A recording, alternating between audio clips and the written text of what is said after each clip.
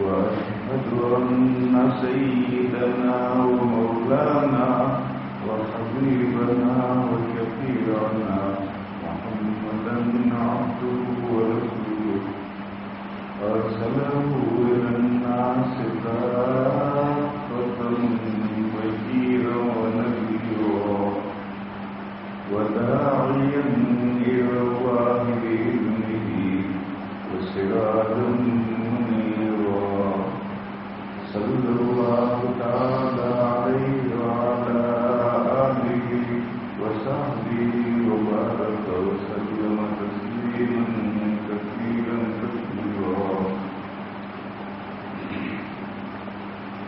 وبعد فأعوذ بالله من الشيطان الرجيم بسم الله الرحمن الرحيم اليوم أكملت لكم دينكم وأتممت عليكم نعمتي ورضيت لكم الإسلام دينا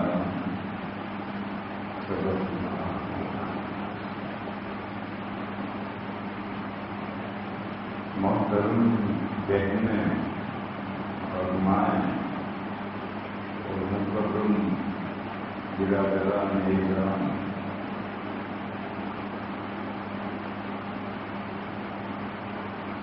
اللہ جل شانہ و نوازہ نے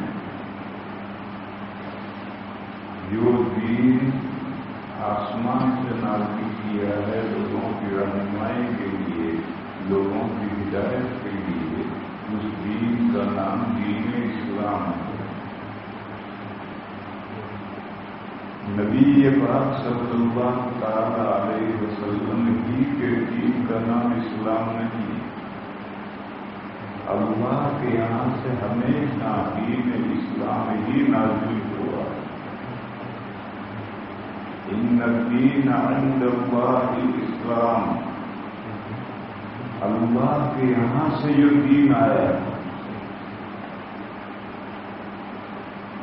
یا اللہ کے یہاں جو معتبر دین ہے وہ دین اسلام ہے۔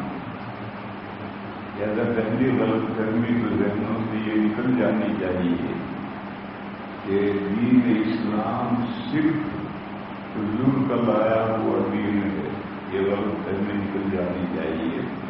اللہ کا نازل کیا ہوا دین ہمیشہ جو بھی اللہ نے دین نازل کیا، جس پیغمبر جس نبی پر، سب پر دین اسلام نازل ہوا۔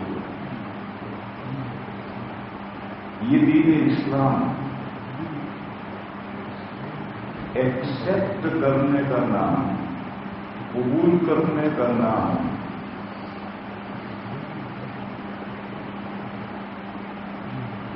یعنی اس دین کے سامنے سر نیلو ہونے کا نام، سر جھکا دینے کا نام، جو بھی دین کا شریعت کا حکم ہے، حکم کو ہم مانتے ہیں، اس پر ہم عمل کریں، اس کا نام مسلمان ہے۔ جو یہ بات مان لیتا ہے، ایکسپٹ کر لیتا ہے، اس کا نام مسلمان ہے۔ دنیا میں جو دوسرے دھرم، ادیان، مذاہب پائے جاتے ہیں، وہ یا تو اللہ کے نازل کیے ہوئے دین اسلام کی بگڑی ہوئی شکلیں ہیں، بگاڑی ہوئی شکلیں ہیں، یا لوگوں کے ایجاد کیے ہوئے، لوگوں کے گڑھے ہوئے مذاہب ہیں۔ جیسے یہودیت، موسیٰ علیہ السلام کے دین کی بگڑی ہوئی شکل کا نام، عیسائیت، عیسیٰ علیہ السلام کے لائے ہوئے دین اسلام کی بگڑی ہوئی شکل کا نام، اور سکھ ازم، جو سرکار جی جو پگڑی باندھتے ہیں، داڑھی باندھتے ہیں، پگڑی بھی باندھتے ہیں، داڑھی بھی باندھتے ہیں، یہ لوگوں کا نکالا ہوا دین۔ اس کے بارے میں ہم بھی یقین جانتے ہیں کہ آج سے 500 سال پہلے گرو نانک نام کے صاحب ہوئے تھے جنہوں نے یہ دین شروع کیا، اور پوری ادیان کے بارے میں ہم بالکل نہیں جانتے کہ وہ لوگوں کے بھلے ہوئے ہیں یا اللہ کے نازل کیے ہوئے دین کو بگاڑ رکھا ہے۔ جیسے ہندو ایزم، اس کے بارے میں ہم کچھ نہیں جانتے کہ یہ لوگوں کا گڑھا ہوا ہے یا اللہ کے دین کو بگاڑتے بگاڑتے یہاں تک لے گئے ہیں۔ جیسے نوح علیہ السلام کا دین وہیں تک پہنچ گیا تھا جہاں تک ہندوؤں کا دین پہنچا ہے، اور وہ انہوں نے آدم علیہ السلام اور ان کے بعد کے جو انبیاء تھے ان کو دین کو بگاڑا تھا، اور بگاڑتے بگاڑتے وہ وہاں تک لے گئے۔ ہو سکتا ہے کہ ہندوؤں کا دین بھی اللہ کے دین کو بگاڑی ہوئی شکل ہو، یہ بگڑی ہوئی شکلیں ہیں، یہ اللہ کے یہاں سے نہیں، اللہ کے یہاں سے تو اصل دین اسلام اترا ہے، اور اس کا حرف و حرف A to Z پیروی کرنے کا نام اسلام اور مسلمان۔ اللہ تعالیٰ فرماتے ہیں یا ایھا الذین آمنوا ادخلوا فی السلم کافۃ ولا تتبعوا خطوات الشیطان انہ لکم عدو مبین۔ اے وہ لوگ جو ایمان لائے جنہوں نے اس دین اسلام کو قبول کر اسلام میں کمپلیٹ کیا ہے، شیطان کے نشانات قدم کا فالو مت کرو۔ شیطان تو تمہارا کھلا دشمن ہے، وہ تمہیں جنت میں نہیں لے جائے گا، وہ تو تمہیں جہنم میں ہی پہنچا قدم دے گا۔ اس آیت کریمہ سے یہ بات معلوم ہوئی کہ مسلمان کمپلیٹلی بھی ہوتا ہے، پارشیلی بھی ہوتا ہے، 100% بھی مسلمان ہوتا ہے، اور کچھ حصہ ایک پیر اسلام میں ہے، ایک پیر اسلام سے باہر ہے، ایک پیر اللہ کے دین پر ہے، ایک پیر شیطان کے نقش قدم پر ہے، ایسا ہوتا ہے۔ شیطان تو نظر نہیں آتا، اس کو فالو کیسے کریں؟ ایک آدمی جا رہا اس کے پیروں کے نشان پڑ گئے تو چلا گیا، اب ہم اس کے پیروں کے نشان پر جا رہے ہیں، اس کا نام ہے اتباع خطوات، پیروں کے نشانات کی پیروی کرنا۔ تو شیطان تو نظر نہیں آ رہا، پھر اس کے نشانات قدم کی پیروی کیسے ہوگی؟ اس کے نشانات قدم کی پیروی ایسی ہوگی کہ شیطان کے چیلے چاٹے انسانوں میں بھی، شیطان کے چیلے چاٹے انسانوں میں بھی۔ شیطان ڈائریکٹ انسان کو گمراہ نہیں کرتا، وہ اپنے چیلے چاٹوں کی مدد سے گمراہ کرتا ہے، اور یہ جو اس کے چیلے چاہتے ہیں انسانوں میں سے، ان کے نقش قدم نظر آتے ہیں، ان کے نقش قدم پر چلنا شیطان کے نقش قدم پر چلنا ہے۔ قرآن کو منع کرا والا تبھی وہ خطوات الشیطان۔ اب یہاں یہ کسی کو خیال ہو سکتا ہے کہ بھائی انسانوں میں بھی شیطان کے چیلے چاہتے ہیں، جی ہیں۔ قرآن کریم نے شیطان کے ان چیلے چاہتوں کو الطاغوت کے لفظ سے تعبیر کیا ہے۔ طاغوت سرکش طاقت، کوئی مورتی ہو، مورتی کی پوجا کروانے والا مہنت ہو، برائی کر رہا ہو، برائی کو لوگوں کو لے کر جا رہا ہو، یہ سب طاغوت ہیں، اور یہ جتنے طاغوت ہیں یہ سب شیطان کے چیلے جاتے ہیں۔ اسی طریقے پر قرآن کریم میں ہے وَلِكُلِّ نَبِيٍّ عَدُوٌّ وَلِكُلٍّ جَعَلْنَا عَدُوًّا مِّنَ الْجِنِّ وَالْإِنسِ يُوحِي بَعْضُهُمْ إِلَىٰ بَعْضٍ زُخْرُفَ الْقَوْلِ غُرُورًا۔ ہر نبی کے دشمن ہوتے ہیں، جنات میں سے بھی دشمن ہوتے ہیں، انسان میں سے بھی دشمن ہوتے ہیں، اور وہ ایک دوسرے کی طرف، جنات جنات کی طرف، انسان انسان کی طرف، جنات انسان کی طرف، انسان جنات کی طرف خفیہ اشارے کرتے ہیں۔ وہی کے معنی خفیہ اشارے، چپکے سے اشارے کرتے ہیں اور چکنی چپڑی باتیں ان کو بتاتے ہیں۔ بڑی روٹی میں گھی لگا دیا جائے اور وہ روٹی چکنی چپڑی ہو جائے تو کتنی مزیدار لگتی کھانے میں، ایسا چکنی چپڑی باتیں جس کو آدمی قبول کر ہی لے، ایسی باتیں ایک دوسرے کو وہی کرتے ہیں۔ لہذا میرے بھائی اور میری بہنوں، شیطان کے یہ راستے جو انسانوں کے ذریعے لوگوں میں ڈالتے ہیں، ان سے بچنا چاہیے۔ اگر ان راستوں کو اپنایا جائے تو ایک راستہ اللہ کے دین پر ہوگا، ایک پیر اللہ کے شیطانوں کے راستے پر ہوگا۔ اللہ کا راستہ کون سا ہے؟ واضح کلیئر ہے، قرآن کریم میں، احادیث شریفہ میں، امت کی یونٹی نے اور مجتہدین نے قرآن و حدیث سے جو کچھ سمجھا، مجتہدین کے اجتہادات نے وہ راستہ متعین کیا۔ صرف ایک چیز سے راستہ متعین نہیں ہوگا، قرآن کریم کو سامنے رکھنا ہوگا، تو قرآن کے بعد سنت رسول اللہ کو سامنے رکھنا ہوگا۔ کیوں؟ سنت رسول اللہ قرآن کریم کی ایکسپلینیشن ہے، وضاحت اور تبیین تشریح ہے، تو متن کو شرح کے بغیر کیسے سمجھیں گے؟ پھر قرآن و حدیث میں سے جو سمجھا گیا اس میں اگر پوری امت متفق ہو جائے تو اس کو بھی سامنے رکھنا پڑے گا، اس لیے کہ قرآن کریم نے کہا ہے وَمَن يَتَّبِعْ غَيْرَ سَبِيلِ الْمُؤْمِنِينَ، جو مومنین کے راستے کے علاوہ پر چلتا ہے وہ جہنم میں جائے گا۔ اور حدیث میں ہے لَا تَجْتَمِعُ أُمَّتِي عَلَىٰ ضَلَالَةٍ، میری امت گمراہی پر متفق نہیں ہوگی۔ جیسے اگر امت کسی بات پر متفق ہے تو یہ بھی اس کے برحق ہونے کی دلیل ہے۔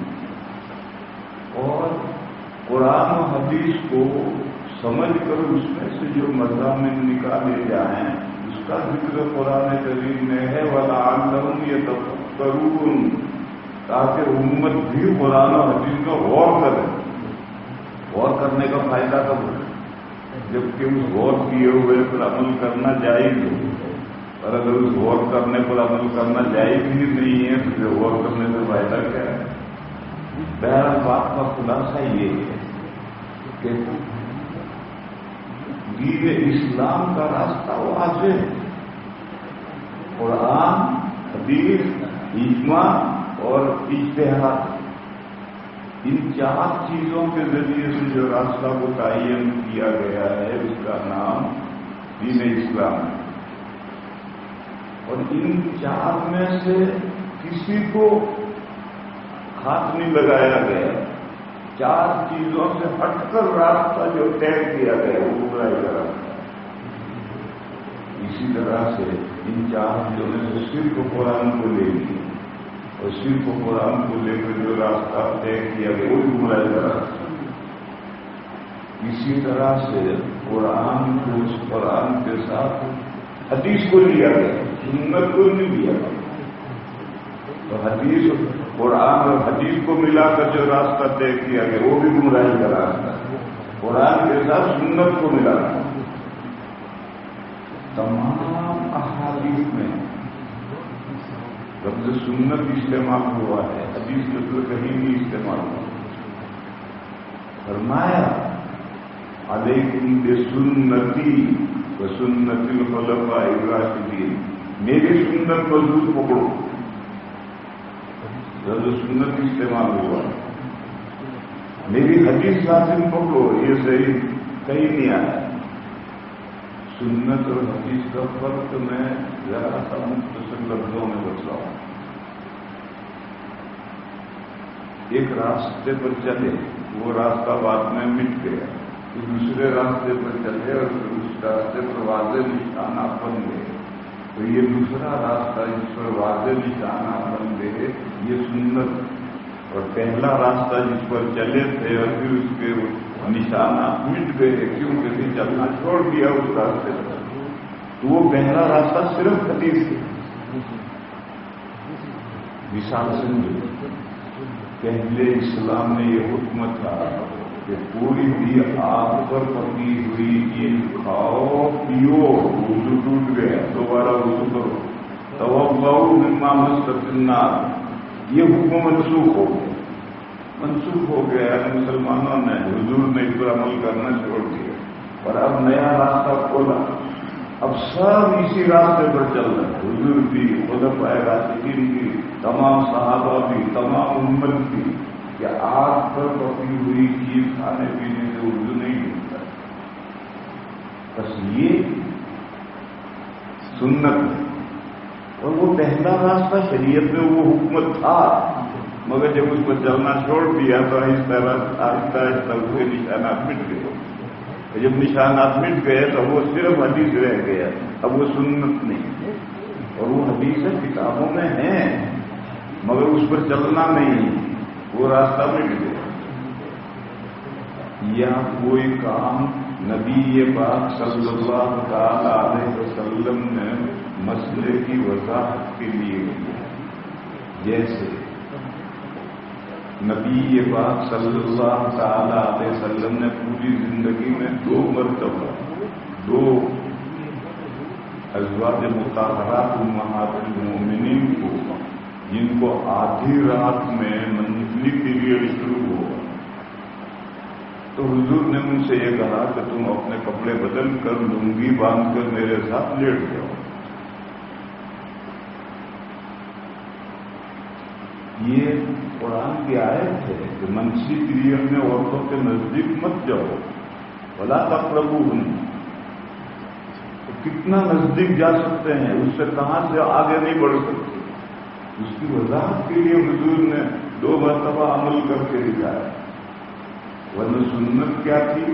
ابو داؤد میں روایت ہے، حضرت عائشہ صدیقہ فرماتی ہیں، اذا حیضنا نزلنا عن السریر علی المثال، جب ہمیں منتھلی پیریڈ آتا تھا تو ہم حضور کی چارپائی پر سے اتر کر نیچے چٹائی بچھا کر اس پر سوتے تھے۔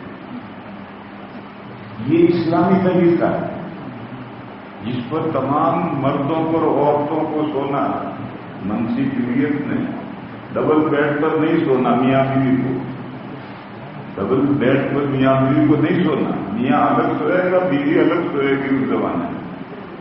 اور وہ جو 2 مرتبہ حضور نے ساتھ سلایا تھا، وہ اس آیت کی تفسیر کرنے کے لیے سلایا تھا کہ اتنا نزدیک جا سکتے، اس سے آگے نہیں جا سکتے۔ اس سے بہرحال بس جو لوگ یہ کہتے ہیں تو کوئی بھی حدیث بھی نہیں، جیسے حضور نے زندگی میں 1 مرتبہ ایک قوم کی پوری پر کھڑے ہو کر پیشاب فرمایا، اب کوئی اسی کو دے دے، پتلون پہن رکھی ہے، کون نیچے بندوں بیٹھتا ہے، بٹن کھولا اور کھڑے کھڑے پہن کی طرح کیے، اور وہ کہے کہ اسلامی حکم ہے، رونگ، اس نے حدیث کو ملایا، سنت کو نہیں ملایا۔ سنت کیا ہے؟ حضرت عائشہ صدیقہ رضی اللہ تعالی عنہا کی حدیث نبی شریف میں ہے کہ من حدثکم ان النبی صلی اللہ علیہ وسلم کان یقول قائما فلا تصدقوا ما کان یقول الا قائما، اگر تم سے کوئی بیان کرے کہ نبی پاک صلی اللہ علیہ وسلم کھڑے ہو کر پیشاب کیا کرتے تھے، عادت تھی، طریقہ تھا، تو ہرگز اس کی بات مت ماننا، آپ ہمیشہ بیٹھ کر ہی پیشاب کرتے۔ دیکھو یہ سنت، جو کام حضور ہمیشہ کرتے ہو وہی تو سنت ہو، اور وہ جو 1 مرتبہ کھڑے ہو کر پیشاب کیا تھا، مطلب اس کی کوئی وجہ تھی۔ وہ وجہ کیا تھی؟ انسان بعض مرتبہ ایسا عذر ہوتا ہے کہ بیٹھ نہیں سکتا، یا بعض مرتبہ جگہ ایسی ہوتی ہے کہ وہاں بیٹھا نہیں جا سکتا، کمر میں درد ہے، گھٹنے میں درد ہے، کوئی اور آپریشن کروا رکھا ہے، سرجری کروا رکھی ہے جس کی وجہ سے بیٹھ نہیں سکتا، تو کیا کریں؟ ایسی صورت میں کھڑے ہو کر پیشاب کرنا جائز ہے۔ یہ جواز بیان کرنے کی یہ اردو نے زندگی میں ایک مرتبہ منظور، یہ آدمی ایسی جگہ پر ہے کہ مجھے سب گندگی بیٹھنے کی کوئی صورت ہی نہیں ہے، تو پھر وہاں کھڑے ہو کر پیشاب نہیں کرے گا تو اب کیا کرے گا؟ چنانچہ حضور نے قوم کی کوڑی پر جا کر کھڑے ہو کر پیشاب کیا اور اشارہ کیا کہ ایسی گندی جگہ ہو جہاں بیٹھنے کی کوئی صورت نہ ہو تو کھڑے ہو کر پیشاب کرنا چاہیے۔ اس مثال سے کیا سمجھ میں آیا کہ بعض کام خاص وجہ سے کیے جاتے ہیں اور وہ سنت نہیں ہوتے ہیں، سنت کوئی اور ہوتی ہے۔ اب مثال قرآن و حدیث سے یہ بات ثابت ہے کہ اسلام میں مسجدیں بنائی جائیں، اذانیں دی جائیں، امام مقرر کیا جائے اور تمام مرد جن کو کوئی عذر نہیں ہے، تمام مرد مسجد میں آئیں، جماعت سے نماز پڑھیں، تنہا نہیں۔ بعض لوگوں کا مذہب ہے کہ جماعت سے نماز پڑھنا فرض ہے، مگر اس حکم سے کچھ مرد بھی ایکسپٹ ہیں، مستثنا ہے، کچھ عورتیں بھی مستثنا ہیں۔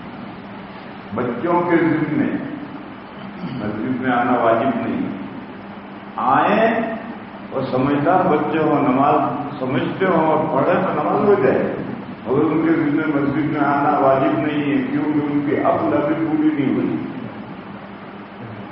اسی طرح سے بیمار کے ذمے مسجد میں آنا ضروری نہیں، وہ تنہا کر نماز پڑھ سکتا ہے۔ کتنی بیماری وہ اس کے حوالے ہے، وہ اگر سمجھتا ہے، بیمار اگر سمجھتا ہے کہ مسجد میں جا کر نماز پڑھنا میرے لیے بہت دشوار ہے یا بہت لفظ ہٹا تو دشوار ہے، نہ آئے مسجد میں گھر میں پڑھے، غیر مرد ہے مگر بیمار ہے تو اس کا ایکسپٹ کرنا اللہ ہے جو مستثنا۔ اسی طرح سے مسافر کو مستثنا کیا کہ وہ مسجد میں آنا اس کے لیے ضروری نہیں ہے، وہ کہیں بھی نماز پڑھے۔ تو مردوں میں سے بھی کچھ مستثنا ہیں اور عورتیں تو ساری ہی مستثنا ہیں۔ مسافر کیوں مستثنا ہے؟ گاڑی تیار کھڑی ہے آنے والی، اگر مسجد میں نماز پڑھنے جائے گا تو گاڑی ہاتھ سے جائے گی۔ بیمار کیوں مستثنا ہے؟ واضح ہے، اس کے لیے مسجد میں آنا کوئی مشقت کام ہے۔ بچے کیوں مستثنا ہے؟ واضح ہے، ان کی عقل بھی پوری نہیں ہوئی۔ عورتیں کیوں مستثنا ہیں؟ اس لیے مستثنا ہے کہ وہ عورتیں اس لیے مستثنا ہیں کہ وہ عورتیں ہیں، اس لیے استثنا ہے۔ یعنی عورتوں کے احوال ایسے نہیں ہیں کہ وہ پانچوں نمازوں میں مسجدوں میں آ کر جماعت سے نماز پڑھ سکیں، ایسے احوال عورتوں کے نہیں۔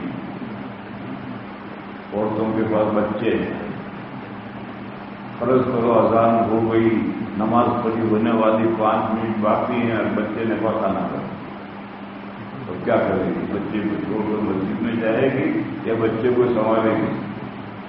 مسجد میں نہیں جائے گی، ہاؤس ہولڈر وہ بچے کو سنبھالے گی اور اپنی نماز ادا کرے گی۔ چولہے پر بگھار رکھا، تیل رکھا، گرم ہو گیا، پیاز ڈالنے کا وقت آ گیا اور نماز کا بھی گھڑی نے بتایا کہ جماعت پڑھی ہونے میں 1 منٹ باقی۔ اب وہ عورت کیا کرے گی؟ مسجد میں جائے یا اپنا پکانے کا کام آگے بڑھائے؟ کتابوں نے ایک مسئلہ لکھا کہ اگر دودھ چولہے پر رکھ دیا اور دودھ اور فجر کی سنتوں کی نیت باندھی اور دودھ ابلنے لگا.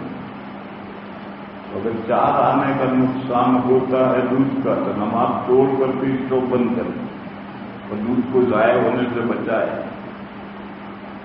اور ایسی صورت میں جب عورت کھانا پکانے پر ہے پھر بعض عورتوں کے شوہر بڑے بے تمیز ہوتے ہیں. ٹائم ان کو ملنا چاہیے ورنہ آپ بگولا ہو جائیں گے, برف روختہ ہو جائیں گے. بے تمیزی کی بات ہے, مطلب ہوتے ہیں انسانوں میں ایسے شوہر بھی ہوتے ہیں جو بے تمیز ہوتے ہیں. بس حکم شدھ ان کے منہ سے نکلا وہ پورا ہونا چاہیے. اب عورت شوہر کا کہنا پورا کرے گی یا مسجد میں جائے گی. بعض عورتیں ایسی ہوتی ہیں دادی ہوا کے علاوہ کوئی عورت ایسی نہیں جس کی ساس نہ ہو. ہر ایک عورت کی ساس ہوتی. اور شیکسپیئر سے پوچھا تھا لوگوں نے کہ دنیا میں سب سے خوش نصیب عورت کون تھی, تو شیکسپیئر نے کہا دادی ہوا. تو لوگوں نے پوچھا کیوں؟ تو کہا اس لیے کہ ان کی ساس نہیں ہے. تو جس عورت کے سر پہ ساس ہوتی ہے اس کے لیے بھی بہت بات پریشانیاں کھڑی ہوتی ہیں. بس ایسی صورت میں ادھر تو نماز شروع ہو رہی ہے, ادھر ساس کا یہ حکم ہے تو ساس کا حکم پورا کرے یا نماز میں جائے. نماز میں جاتی ہے تو اللہ راضی ہو جائیں گے, مگر گھر آئیں گے تو ساس ٹوٹ کر بیٹھی ہے, 70 تو گالیاں دے گی. میں یہ سمجھا رہا ہوں کہ عورتوں کا ایٹماسفیئر, ان کا ماحول, ان کے احوال ایسے نہیں ہیں کہ ان پر جماعت میں آ کر نماز پڑھنا فرض کیا جائے. ایسے احوال ممکن نہیں.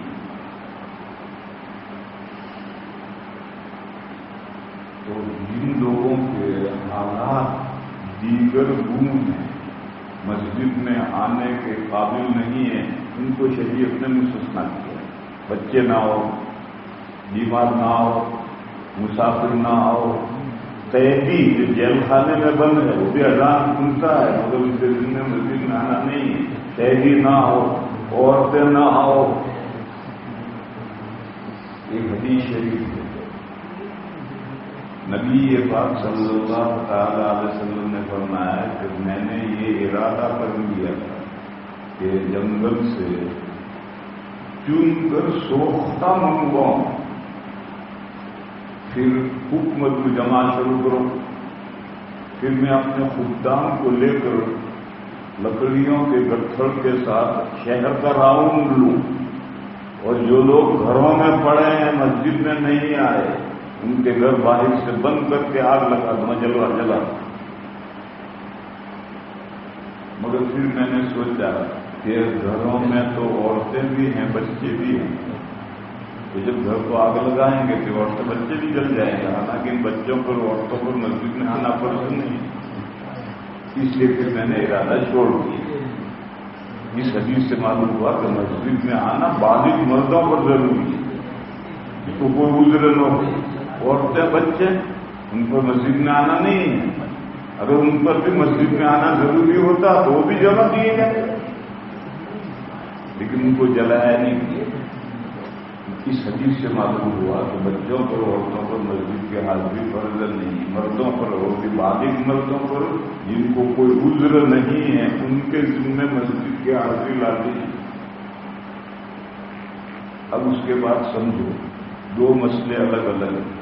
ایک مسجد کی حاضری لازم ہے یا نہیں, اور ایک یہ کہ جن پر مسجد کی حاضری لازم نہیں ہے اگر وہ مسجد میں آ جائیں اور جماعت سے نماز پڑھیں تو ان کی نماز ہو جائے گی نہیں ہو جائے گی. یہ 2 مسئلے الگ ہیں. مسافر اگر آئے اور جماعت سے نماز پڑھے یا جمعہ پڑھے تو اس کا جمعہ ہو جائے گا. اب اس کو ظہر نہیں پڑھنی, وقت کا فرض ادا ہو جائے. اگر یہ اس کے ذمے جمعہ میں آنا نہیں ہے, اگر آئے,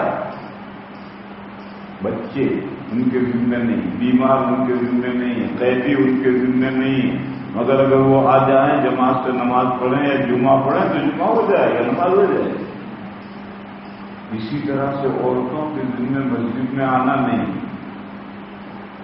لیکن اگر کوئی عورت مسجد میں آئے اور جماعت سے نماز پڑھے یا جمعہ پڑھے تو نماز ہو جائے گی، وقت تک فرض ادا ہو جائے گا. مسجدیں مردوں کی جاگیر نہیں ہیں. مسجدیں سبھی مسلمانوں کے لیے، جن کے لیے مسجد میں آنا ضروری ہے ان کے لیے ان کی بھی مسجدیں، مسجد میں آنا ضروری نہیں ہے ان کی بھی مسجدیں. بس یہ بنیادی بات یہ سمجھ لینی چاہیے.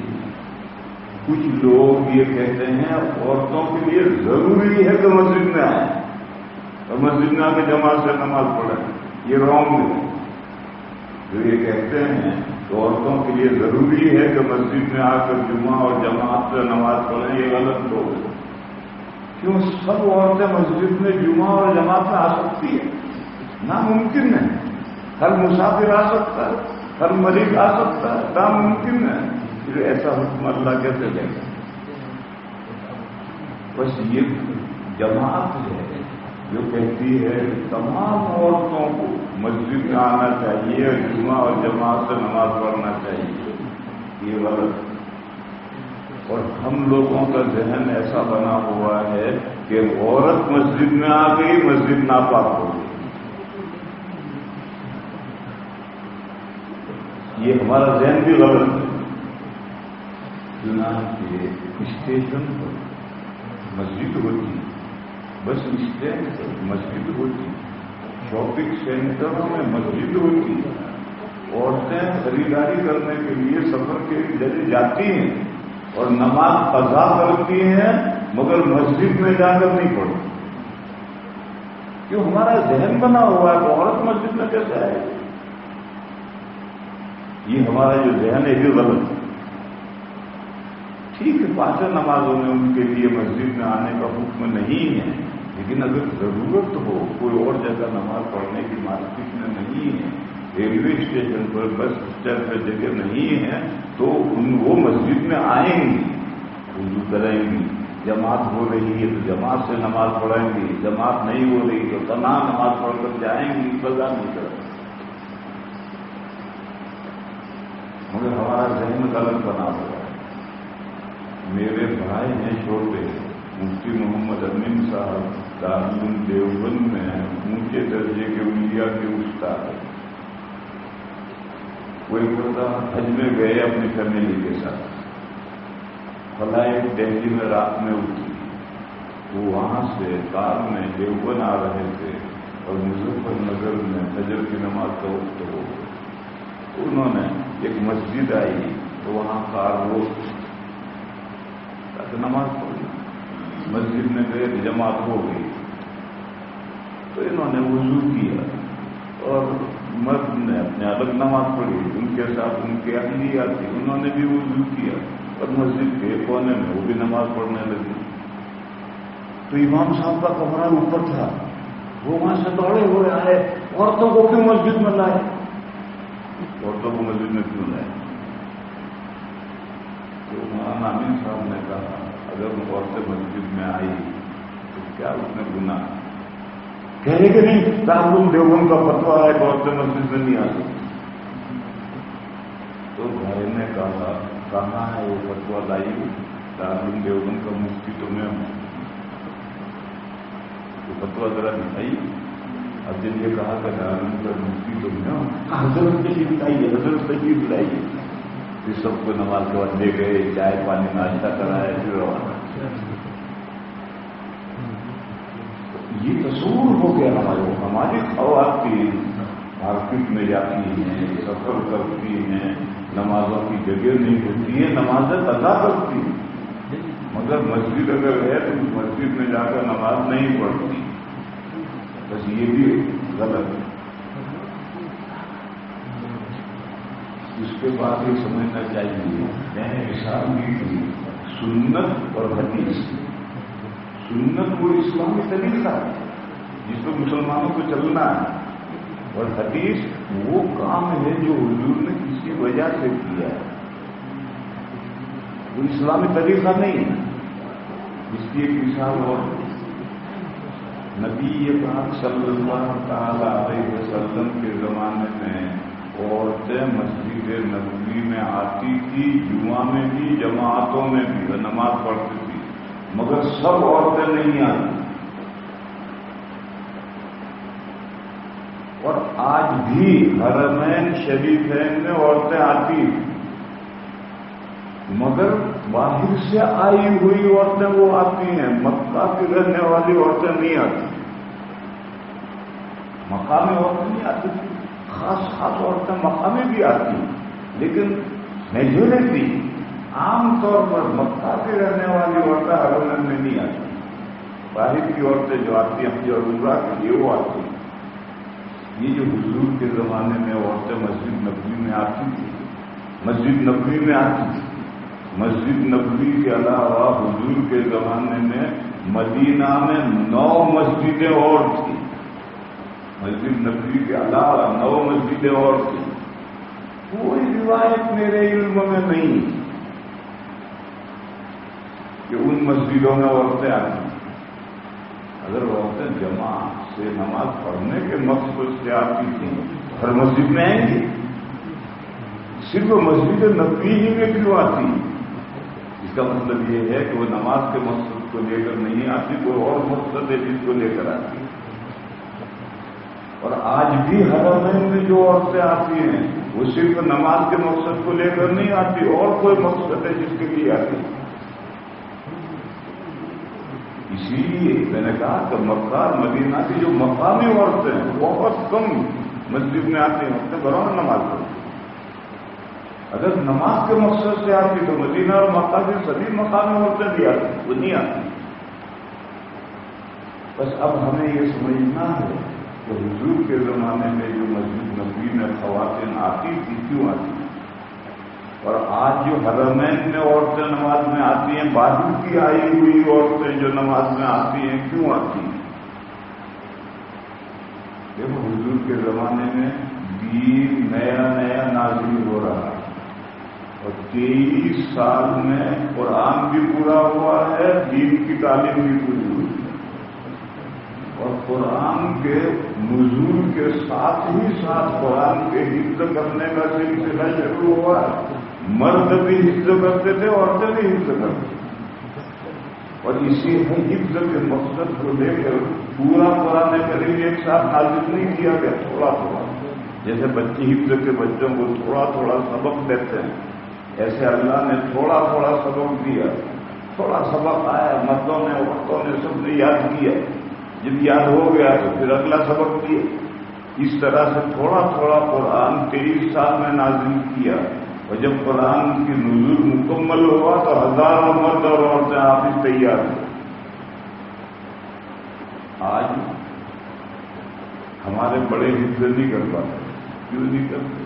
قرآن دیکھ کر ہی ڈر جاتے ہیں، وہ اتنی بڑی کتاب کیسے حفظ کر، اور بچے حفظ کر لیتے ہیں، کیوں کر لیتے ہیں؟ ان کو ایک صفحہ سبق دیا، بس اتنا ہی، آگے پیچھے سے کوئی مطلب نہیں، تو ایک صفحہ قطرہ دریائی خبر شدہ وہ بچہ حافظ ہو گئے، اور بڑا تو سارا قرآن دیکھتا ہے، وہ اتنی بڑی کتاب میں کیسے ہی تو کروں گا، ہمت آ جاتا ہے۔ اسی لیے صحابہ کے سامنے پورا قرآن ایک ساتھ نہیں رکھا گیا، تھوڑا تھوڑا سبق دیا گیا۔ یہ سبق یاد کرنا ہے مردوں کو بھی اور عورتوں کو۔ پھر شریعت اور دین کی تعلیم نبی پاک صلی اللہ تعالی علیہ وسلم نمازوں کے بعد، لیکن نمازوں میں ہی لوگ جمع ہوتے ہیں، اگر نمازیں نہ ہوں تو لوگ کہاں ہوں؟ اس لیے مردوں کے ساتھ عورتیں بھی نماز میں آتی تھی، جو عورت آ سکتی، سب نے، جو عمر اولاد بڑی ہو گئی، اب فارغ ہے، کوئی پریشانی نہیں ہے، تندرست ہے، آ سکتی ہے، تو وہ عورتیں بھی آتی تھی۔ اور نماز کے بعد جب حضور کی مجلس ہوتی تھی تو سامنے مرد بیٹھتے تھے اور مردوں کے پیچھے عورتیں بیٹھتی تھیں، اور حضور کے ارشادات مرد بھی سنتے تھے، عورتیں بھی سنتی تھیں، اور یاد کرتے تھے اسے، اور خود نبی پاک صلی اللہ تعالی علیہ وسلم کی زیارت یہ بہت بڑی عبادت ہے. یہ دونوں باتیں مسجد نبوی میں تھی. مسجد نبوی میں حضور تشریف فرما ہے اور حضور دین کی تعلیم دے رہے ہیں جو مردوں کے ساتھ عورتوں کو بھی محفوظ کرنی. مدینہ کی دوسری 9 مسجدوں میں دونوں باتیں نہیں. وہاں حضور نہیں, وہاں نمازوں کے بعد دین کی کوئی تعلیم نہیں دی جاتی. اسے ان مسجدوں میں عورتیں نہیں آتی تھی, مسجد نبوی میں آتی. یہ تو میں نے بتایا ہے حضور کے زمانے میں عورتیں مسجد نبوی میں کیوں آتی. ان 2 مقصد کو لے کر آتی. حضور کا زمانہ گزر گیا, اب عورتیں حرمین میں کیوں آتی ہیں. مکہ مکرمہ میں ہر مسلمان مرد اور عورت کو کعبہ کا طواف کرنے کے لیے آنا ہی.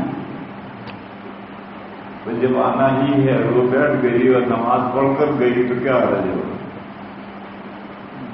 ویسے مکے میں چلے جاؤ, مکے میں ہزاروں مسجدیں ہیں. شاید ہی کسی مسجد میں جہاں سلفیوں کا زور ہو عورتیں آپ کو مسجد میں نظر آئیں گی, ورنہ عام طور پر مکہ کی دوسری مسجدوں میں عورتیں نہیں آتی. حرم شریف میں آتی. کیوں آتی ہیں؟ ہر مرد اور عورت کو بیت اللہ کا طواف کرنے تو آنا ہے اور وہ بیت اللہ آج بھی وہیں کھڑا ہے. پر جب ایک مقصد سے آئے تو نماز بھی پڑھتے گئے. نماز میں عورتوں کے لیے نماز مسجد میں نماز پڑھنا کوئی گناہ تو نہیں. جیسا ہمارا ذہن بن گیا وہ تو گناہ تو نہیں. آئی ہے طواف کرنے, نماز بھی پڑھتی گئی. اور مسجد نبوی آقا جو مسجد میں تشریف فرما ہوتے تھے آج وہ مسجد ہی میں لیٹے ہوئے ہیں. اگرچہ دین کی تعلیم کا سلسلہ اب نہیں رہا, ضرورت نہیں رہی. بچیاں تعلیم الاسلام سے دین سیکھتی بڑی ہو جاتی, لیکن حضور کی زیارت یہ مقصد تو آج بھی باقی ہے. اور وہاں باقاعدہ نظام ہے کہ اتنے بجے سے اتنے بجے تک مرد سلام عرض کریں, اتنے بجے سے اتنے بجے تک عورتیں سلام عرض کریں. نظام ہے باقاعدہ. جب ایک عورت مسجد نبوی میں آج بھی آئے گی سلام عرض کرنے کے لیے, تو اگر وہ نماز بھی پڑھتی گئی تو کیا آسمان پڑتی. آج بھی مدینہ میں چلے جاؤ, صرف مسجد نبوی ہی میں عورتیں آتی, مقامی بھی غیر مقامی بھی. عمرہ حج کرنے والی عورتیں بھی مسجد نبوی میں آتی, اور باقی پورے مدینہ میں گھوم لو. شاید کوئی مسجد ہوگی سلفیوں کا بھور چل رہا ہے تو شاید کسی مسجد میں عورتیں آتی ہوں, باقی عام طور پر مسجدوں میں عورتیں نہیں آتی, صرف مسجد نبوی میں آتی. تو میں یہ مثال دے کر سمجھا رہا ہوں کہ حضور کے زمانے میں بھی عورتیں مسجد نبوی میں آتی تھی نماز پڑھنے کے مقصد سے نہیں. اگر نماز پڑھنے کے مقصد سے آتی تو سبھی مسجدوں میں آتی. وہ حضور کی زیارت کے مقصد کو لے کر اور دین سیکھنے کے مقصد کو لے کر آتی ہیں. اور آج جو آتی ہیں وہ مسجد حرام میں طواف کے مقصد سے ان کو آنا ہے, اور حضور کی زیارت و سلام عرض کرنے کے لیے ان کو آنا ہے. بس وہ آتی ہیں تو نماز بھی پڑھتی جاتی ہے. بس حرمین کے احکام الگ ہیں, دوسری مسجدوں کے احکام الگ ہیں. بس یہ حدیث ہے کہ حضور کے زمانے میں عورتیں آتی تھیں, یہ حدیث ہے, سنت نہیں. یہ جو سلفی کہلاتے ہیں وہ اپنے آپ کو اہل حدیث کہلاتے ہیں. ان کو کوئی بھی حدیث مل جائے عمل کرنا. حضور نے کھڑے ہو کر پیشاب کیا, وہ کہیں گے کھڑے ہو کر پیشاب کرو. حضور نے حائضہ کو ساتھ دیتا ہے, ان کے ساتھ دیتا. حضور کے زمانے میں عورتیں آتی تھیں, عورتوں کو لاؤ مسجد. وہ اہل حدیث ہے. ہم اہل حدیث نہیں ہیں, ہم اہل سنہ والجماعہ. بس یہ جو طریقہ ہے یہ حدیث بے شک حدیث ہے مگر سنت نہیں ہے. اور ہم اہل الحدیث نہیں, اہل سنہ. یہ طریقہ حرمین میں عورتوں کا آنا یا مسجد نبوی یا حضور کے زمانے میں عورتوں کا آنا یہ سنت نہیں تھا. سنت ہے دنیا کی عام ان دو مسجدوں کے حکم آج بھی الگ ہے. ان دو مسجدوں کے علاوہ دنیا کی کسی مسجد میں عورتوں کا جماعت میں پابندی سے 5 نمازوں میں نہ آنا یہ سنت ہے. اور آئیں اور نماز پڑھیں تو آسمان ٹوٹ نہیں پڑے مگر نہ آنا سنت ہے. اور یہ کیسے فیصلہ کریں؟ میں نے بتایا کہ فیصلہ کرنے کی ایک صورت تو یہ ہے کہ صحابہ بیان کریں کہ یہ حضور کا عمل ہے مگر سنت نہیں. جیسے حضرت عائشہ نے بیان کیا کہ کھڑے ہو کر پیشاب کرنا حضور کا طریقہ نہیں. تو یہ حدیث ہے کسی مقصد سے. یا جب حضرت عائشہ یہ بیان کرتی تھی کہ مجھے حضور نے ماہوالی کے زمانے میں ساتھ لٹایا تو ساتھ میں یہ بھی کہتی ہیں ایکم یملک عرب، تم میں سے کون اپنی خواہش پر کنٹرول کر سکتا ہے جیسا حضور کنٹرول کرتے. اشارہ کیا کہ حضور نے ساتھ میں حائضہ کو لٹایا، تم نہ لٹائیے، تم گناہ میں مبتلا ہو جاؤ. اسی طریقے سے اس کا فیصلہ اجماع امت سے بھی ہوتا ہے. چنانچہ جب نبی پاک صلی اللہ تعالی علیہ وسلم کا دور گزر گیا تو خلفائے راشدین میں حضرت ابو بکر کا زمانہ تو 2 سال کا اور وہ تو نہایت پریشانیوں میں گزر گئے. جب حضرت عمر رضی اللہ تعالیٰ عنہ کا زمانہ آیا ان کی خلافت 10 سال کی. ان کی خلافت کے بھی شروع کے جو 6 سال ہیں وہ نہایت پریشانیوں کے ہیں، اس لیے کہ اس زمانے کے 2 سپر پاوروں سے ایک ساتھ لڑائی چل رہی، ایران سے اور روم سے. لیکن جب ان دونوں سپر پاوروں میں سے ایران تو ختم ہو اور روم کمزور ہو تو سکون کا سانس لیے. اور اس کے بعد حضرت عمر نے بہت سی اصلاحات کی. ان اصلاحات میں سے یہ ہے حضرت نے عورتوں کو سمجھانا شروع کیا مسجد نبوی میں مت آؤ، گھروں میں نماز پڑھو. کیونکہ سلسلہ حضور کے زمانے سے چلا آ رہا اور حضور نہیں رہے تو رہی نہ مسجد میں لیتے ہیں. اس لیے سلامت کرنے کے لیے بھی عورتوں کا تھا. لیکن اب کچھ عورتیں نماز کو مخصوص بنا کر آتی ہیں. حضرت عمر نے سمجھانا شروع کیا کہ مسجد میں مت آؤ، گھروں میں نماز پڑھو، تمہاری گھروں میں نماز مسجد نبوی سے افضل. مگر حضرت عمر کی بیوی آتی مسجد میں نماز پڑھتی. ان کی بیوی ان کی چچازہ بہن تھی. سعید بن عمرو بن نفیل جن کی حضرت عمر نے پٹائی کی تھی جب حضرت عمر اسلام لائے تھے، ان کی بہن تھی، عاتقہ ان کا نام تھا. انہوں نے شادی کے وقت یہ شرط لگائی تھی کہ میں مسجد میں نماز پڑھنے جاؤں. اب حضرت عمر ان کو روک نہیں سکتے تو آتی، مگر رات کی نمازوں میں آتی تھی، عشاء اور فجر میں آتی، ظہر عصر مغرب میں نہیں آتی. عشاء اور فجر میں آتی تھی کہ اس زمانے میں بجلی تو تھی، رات ہو گئی تو اندھیرے کی چادر تن گئی. اب کون آ رہا کون جا رہا ہے کوئی نہیں دیکھ رہا. وہ عشاء فجر میں آتی تھی، باقی نمازوں میں نہیں آتی. تو جب حضرت عمر نے عورتوں کو سمجھانا شروع کیا تو عورتوں نے کہا آپ کی بیوی آتی ہے، ان کو کیوں نہیں روکتے، ہمیں کیوں روکتے؟ وہ شاندار تھا. اب حضرت عمر بیوی سے کچھ کہہ نہیں سکتے، اس لیے کس نے نکاح کرو کہ شرط کرو.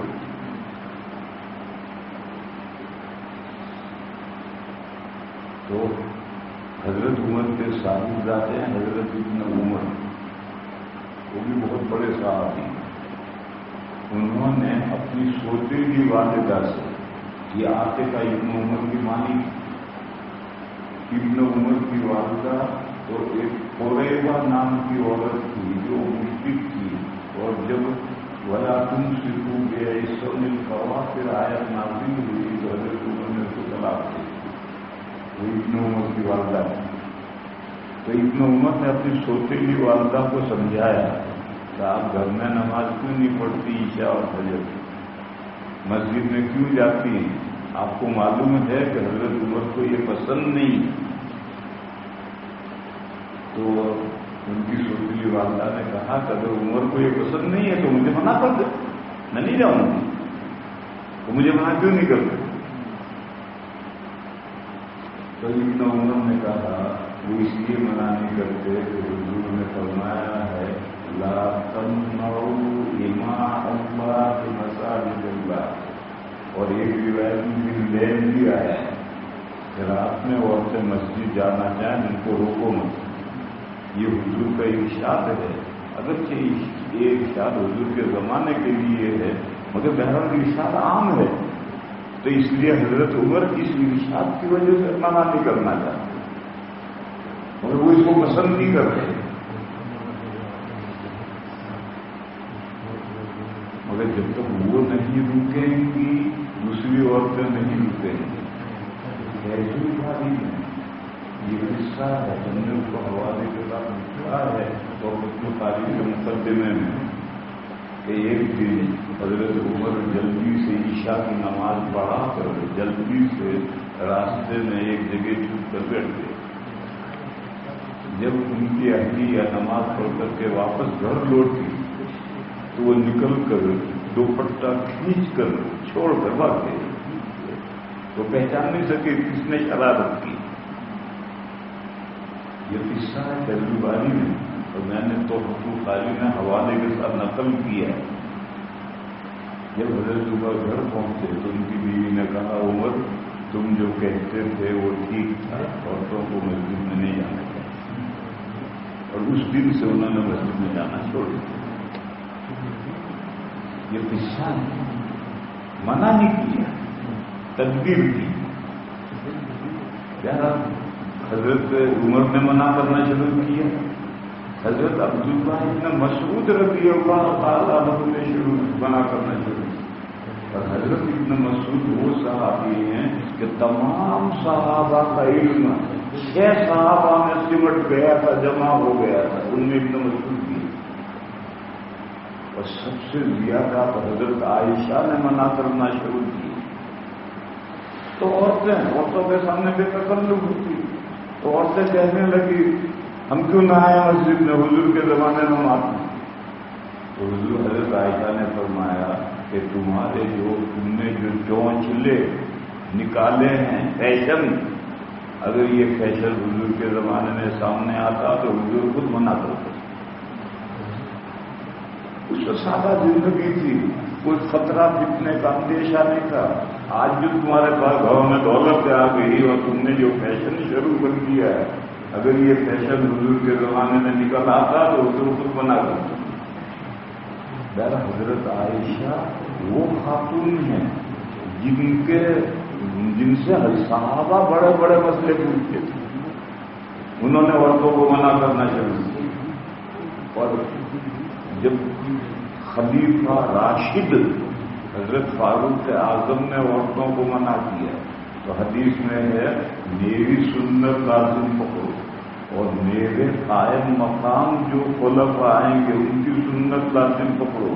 حضرت عمر کی یہ سنت ہے، انہوں نے عورتوں کو سمجھایا گھر میں نماز پڑھو، سمجھایا، آرڈر نہیں کیا، گھر میں نماز پڑھو۔ بس ہم ہیں اہل السنہ والجماعہ، یہ سنت ہے تو عورتیں گھروں میں نمازیں پڑھیں، اور خلیفہ راشد حضرت عمر نے منع کیا، سمجھایا ہے کہ گھروں میں نماز پڑھو۔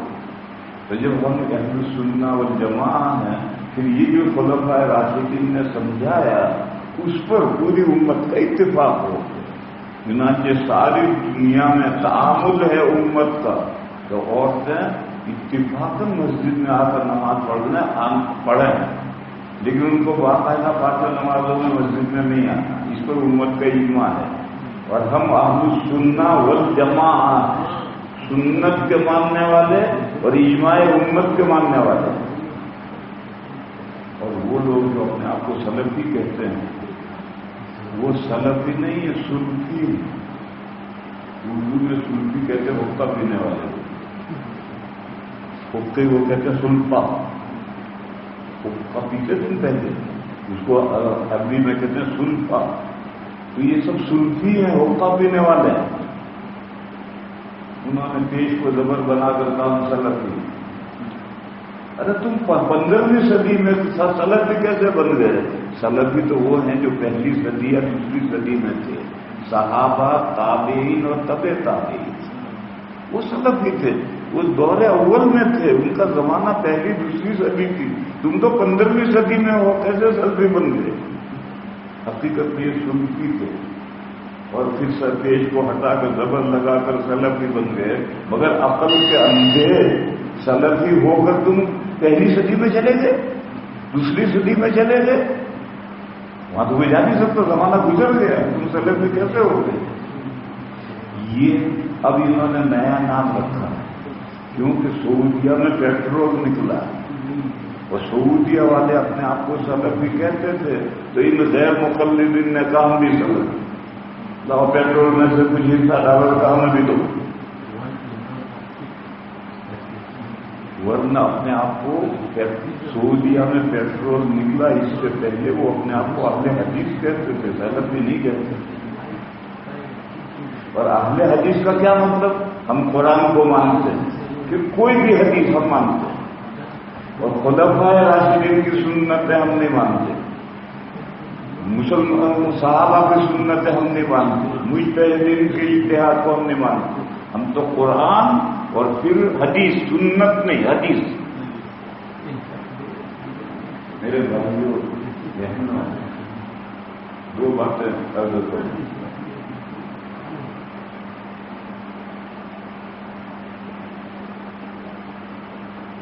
ائمہ اربعہ، ان میں حنفی اور باقی 3 ائمہ اور دوسرے یہ اہل حدیث. حنفی ہے، سب حدیثیں لیتے ہیں کسی بھی مسئلے کو طے کرنے کے لیے. مسئلے میں جتنی حدیثیں وارد ہوئی ہیں سب کو ٹیبل پر رکھتے ہیں اور سب نے غور کر کے مسئلہ طے. تو حنفی سب حدیثوں کو لیتے ہیں اور باقی 3 ائمہ خاص حدیثوں کو لیتے ہیں. جیسے شفا کے بارے میں 3 حدیثیں آئی تو تینوں نے بھی ہوئی. جو اصح معقول بات تھی وہ ایک حدیث لی، ایک وقات الحدود رسول شروع. تو حنفیہ سب حدیثوں کو لیتے ہیں اور 3 ائمہ خاص حدیثوں کو لیتے ہیں، اور یہ اہل حدیث مطلب کی حدیثوں کو لیتے ہیں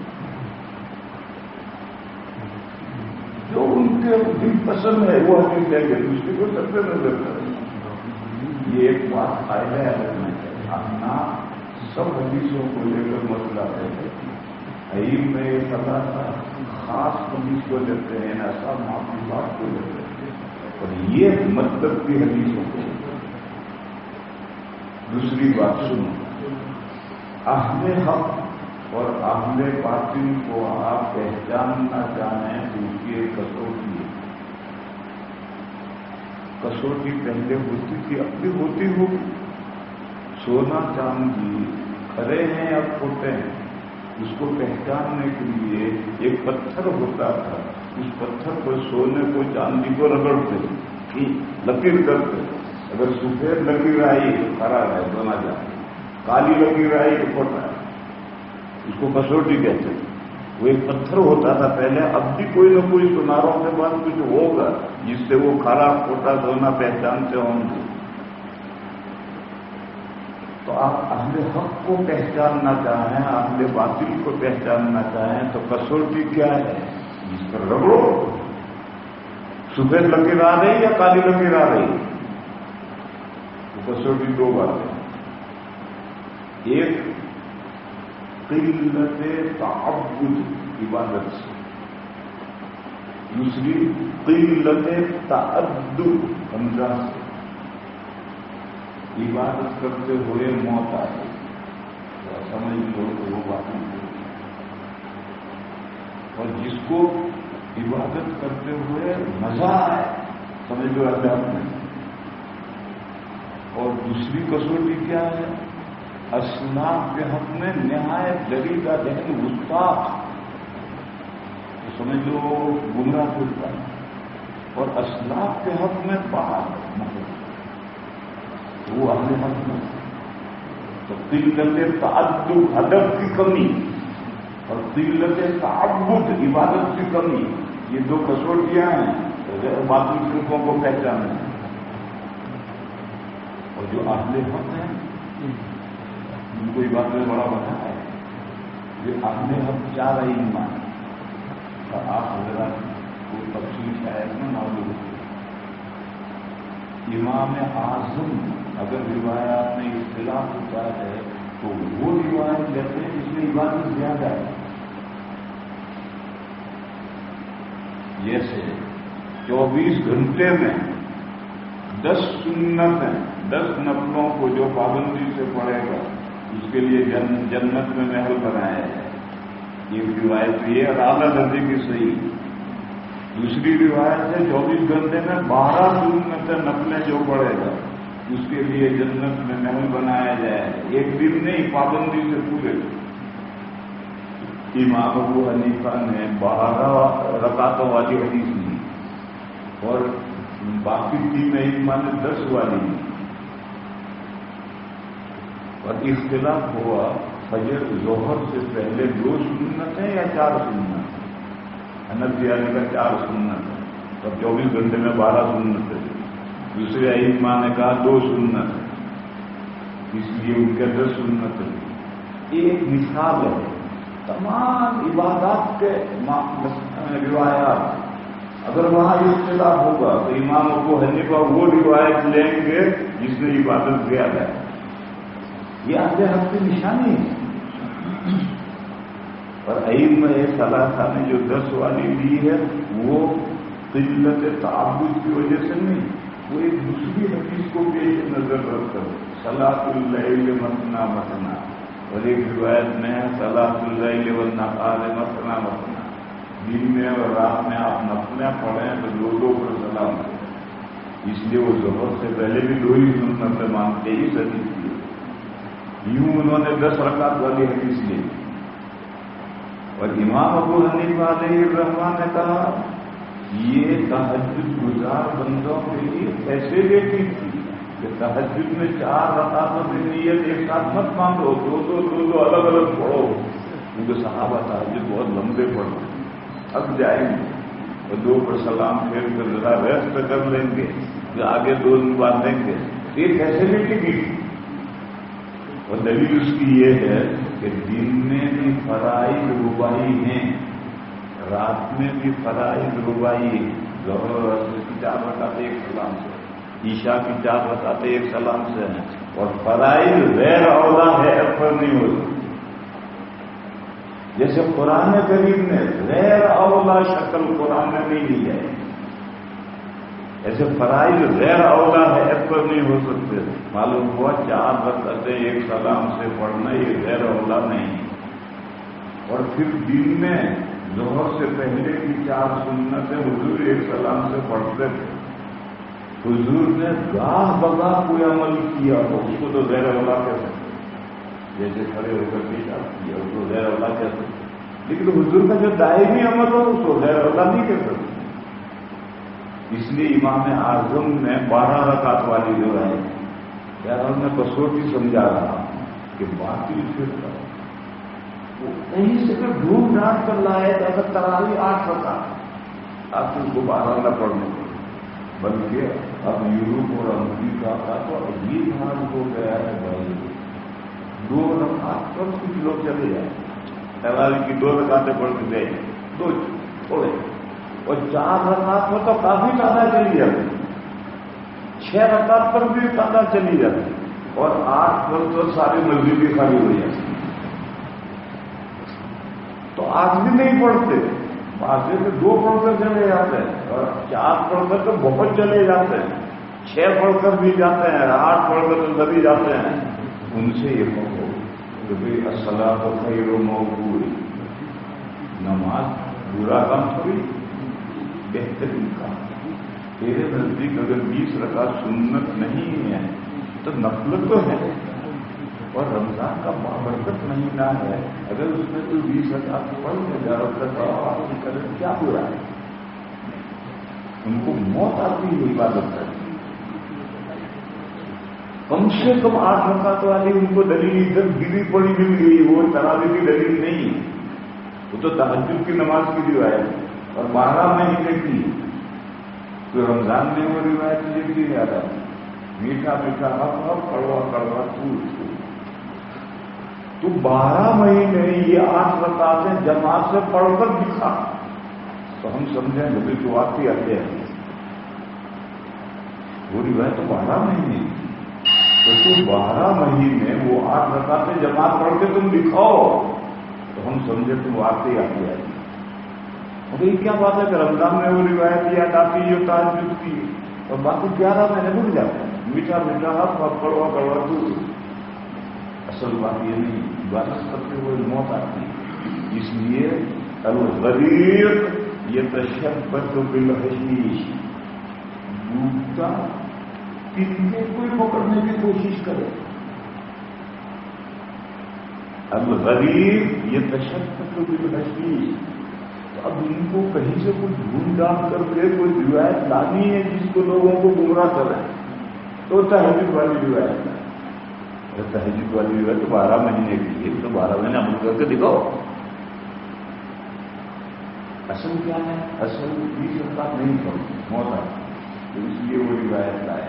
تو گمراہ فرقوں کے لیے کلام ہے قلت تعبد. ان کو عبادت کرتے ہوئے موت آئے، کم سے کم عبادت کرنی پڑے ایسی روایت ملے تو فوراً اس پر آگے. دوسرا کیوں کہتے تعبد، یعنی گزرے ہوئے لوگوں کے حق میں گستاخ دریدہ بہن. حالانکہ ہمیں دین پہنچا ہے 3 واسطوں سے پہنچا، انہی اسلاف سے تو پہنچا. اگر ہم انہی اسلاف کو گالیاں دیں گے تو ہمارے دین کا کیا اعتماد؟ ہمارے پاس جو آج دین ہے یہ دین یہی صحابہ تابعین تابعین ائمہ محدثین فقہا انہی کے واسطے سے تو ہمارے پاس آج دین پہنچا ہے. اگر یہ فقہا ناقابل اعتماد، یہ محدثین بوگل، یہ صوفیہ بیکار، یہ تابعین تابعین صحابہ نکم میں خلفائے راشدین کی بھی کوئی حیثیت نہیں. میرے پاس دین جو آیا ہے اس کی کیا گارنٹی ہے یہ صحیح؟ اسلاف تو سارے برے تھے تو تیرا دن صحیح کہاں سے ہو گیا؟ سمجھنے کا ایک موٹا سا نقطہ ہے، کوئی بہت باریک کا گہرا نقطہ نہیں. اور جو اہل حق ہے اس میں ادب، اسلاف کے حق میں عقیدت میں سب کو اللہ کے دین کا خادم سمجھے کہ انہوں نے دین میں کوئی گڑبڑ نہیں، جو دین حضور سے انہوں نے لیا بے کم اوقات آگے بڑھایا اور آج تک ہم تک پہنچا. ہم اس تمام سیریز اس سلسلے کے ممنون احسان ہیں کہ انہوں نے دین محفوظ کر کے ہم تک پہنچایا. ہم سب کے لیے تراکم رحمت کی دعائیں کرتے ہیں، رضامندی کی دعائیں کرتے ہیں. تو جو اہل حق ہیں وہ اسلاف کے ساتھ باادب اور جو گمراہ فرقہ ہے وہ اسلاف کے ساتھ بے ادب. یہ 2 کسوٹیاں ہیں جاننے کے لیے. جیسے ایک کسوٹی اور بتاؤں بلال بھائی، سنت اور بدعت کو یا یہ کہو کہ دینی حکم و رسم و رواج کو پہچاننا ہو تو ایک کسوٹی ہے. پوری دنیا میں گھومو، جو باتیں دین کے علاقہ والی ہیں وہ ریت رواج اور رسمیں ہیں، اور دین کی جو باتیں پوری دنیا میں چل رہی ہیں وہ قرآن و حدیث کی تعلیمات ہیں. کیونکہ قرآن و حدیث تو صرف کسی خاص ملک میں نہیں، قرآن و حدیث ساری دنیا میں ہے. تو اگر انڈیا میں، پاکستان میں، گامبیا میں، زمبابوے میں مسلمانوں میں ایک عمل چل رہا ہے اور پوری دنیا کے لوگ لوگوں کو عمل جانتے ہی نہیں، تو سمجھ لو کہ وہ دینی عمل نہیں، وہ ریت رواج اور رسم ہے.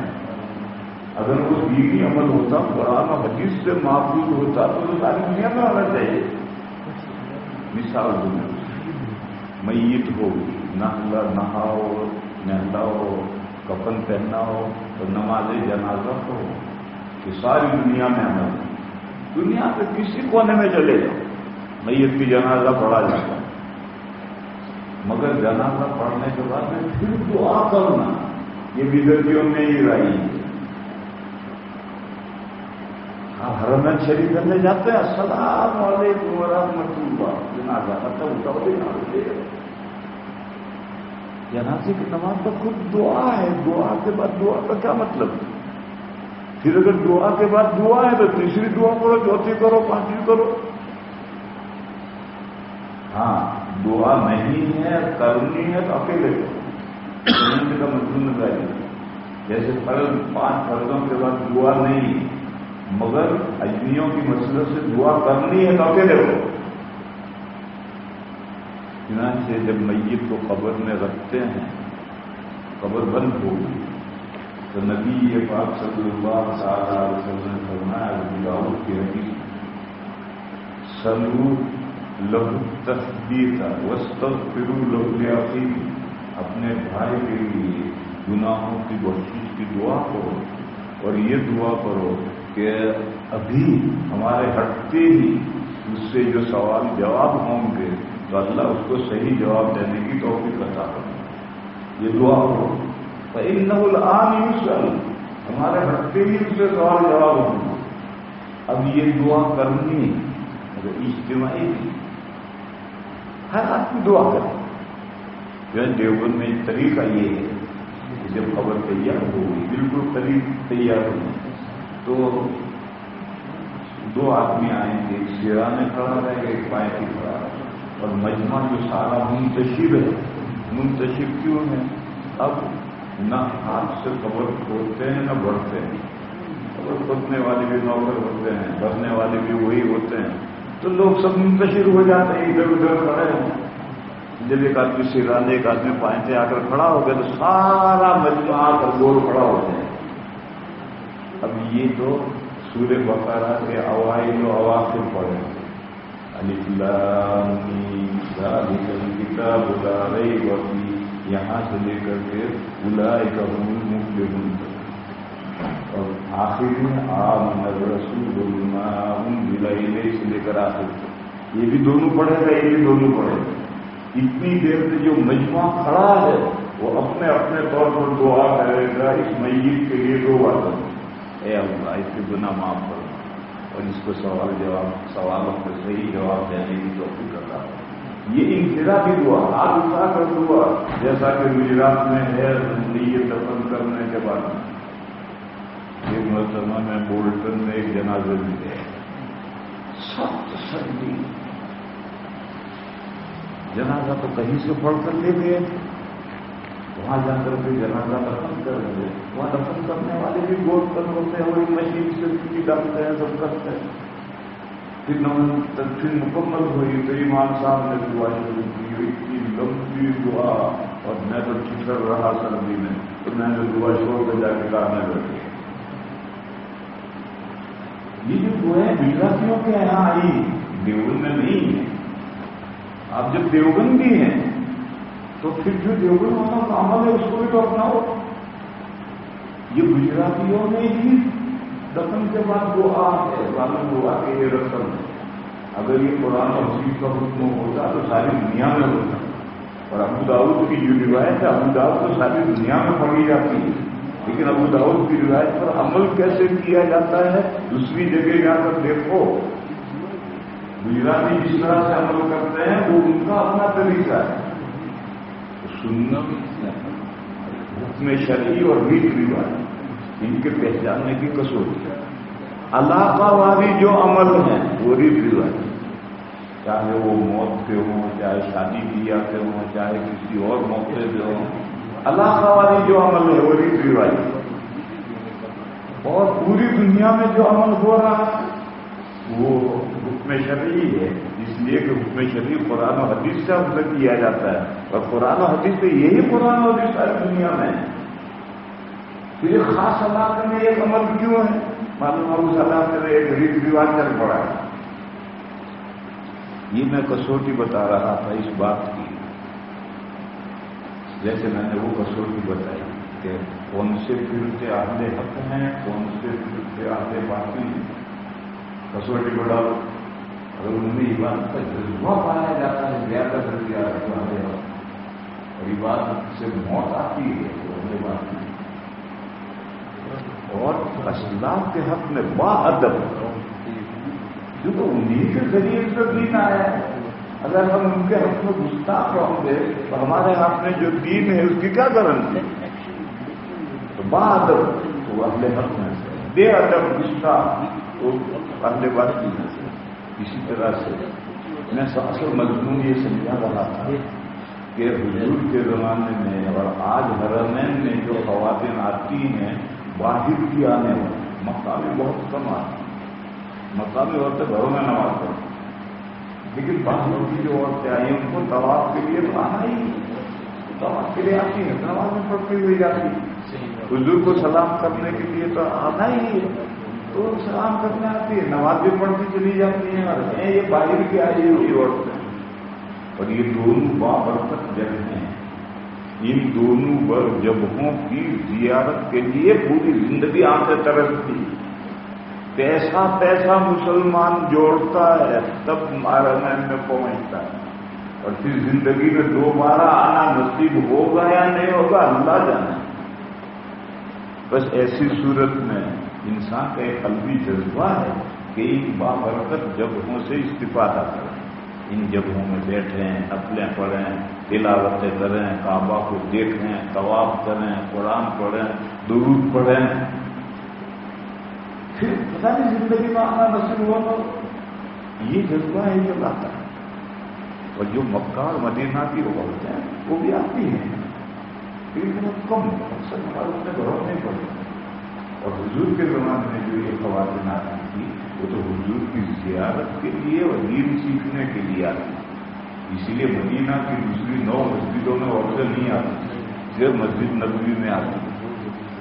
پھر جب دور آگے بڑھا اور فیشن شروع ہوا، مسلمانوں کے پاس مال آیا اور فیشن شروع ہوا، اور حضرت عمر، حضرت ابن مسعود، حضرت عائشہ نے عورتوں کو سمجھانا شروع کیا گھروں میں نماز پڑھو.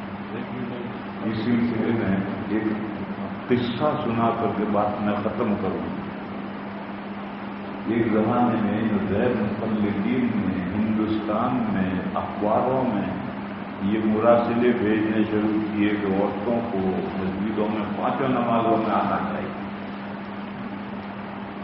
تو اس کے توڑ میں رد میں مراسلے آنے لگے. اور اس طرح سے جب کوئی اسلامی مسئلہ چھڑتا ہے تو جو غیر مقلدین نامہ نگار ہوتے ہیں ان کو بڑا مزہ آتا ہے، بہت انٹرسٹ لیتے ہیں مسائل میں. تو آپ کے دارالعلوم دیوبند کے محترم مرحوم حضرت مولانا محبوب الرحمان صاحب دلی جا رہے تھے، ریلوے اسٹیشن پر بیٹھے تھے گاڑی کے انتظار میں، اور ایک ہندو رپورٹر آئے، جان پہچانتا تھا. اس نے سلام دعا کی اور یہ کہا کہ مجھے آپ کا انٹرویو لینا ہے. تو حضرت نے فرمایا لے لو. تو اس نے کہا عورتیں مسجد میں آ سکتی؟ تو حضرت نے فرمایا آ سکتی.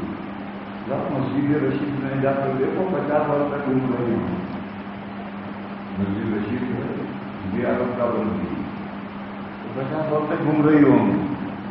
اب پابندی لگا دی، مرد آ سکتے ہیں اندر، عورتیں اندر نہیں آئیں، کیونکہ مسجد کے زوایا ادھر گیلری، ادھر کونا، ادھر، اور مرد اور عورتیں مخلوط گھوم رہے ہیں تو کچھ برے واقعات پیش آئے. پھر وہاں نوجوان طالب علم بھی ہیں، تو عورتوں کے لیے دور سے باہر سے دیکھو مسجد، اندر نہیں آئے، مرد آؤ دیکھو.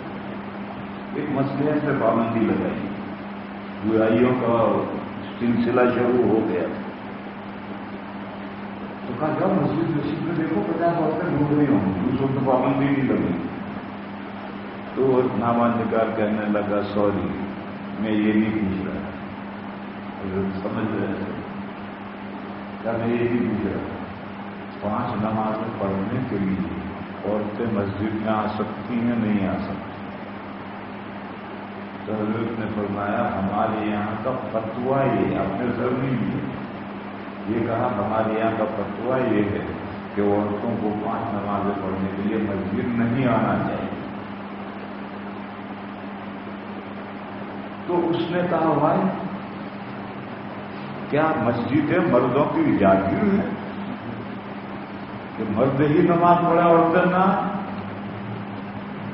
تو حضرت نے فرمایا جاگیر تو نہیں، مسجدیں سب مسلمانوں کے لیے ہیں، لیکن عورتوں کے مسجد میں آنے میں فتنہ ہے، اس لیے عورتوں کو مسجدوں میں نماز پڑھنے نہیں آنا چاہیے، گھر نماز پڑھنی۔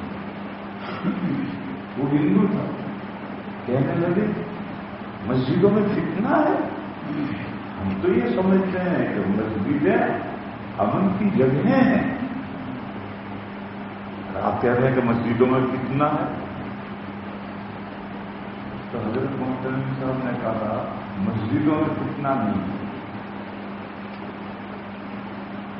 ہر مسلمان عورت کا گھر مسجد سے قریب ہو یہ ضروری نہیں، کسی کا گھر قریب ہوتا ہے کسی کا دور ہوتا ہے، اور ہر عورت کو 5 نمازوں میں مسجد میں لانے والا مرد یا محرم اویلیبل ہو یہ بھی ضروری ہے، عورت کو تنہا بھی مسجد میں آنا پڑ سکتا ہے۔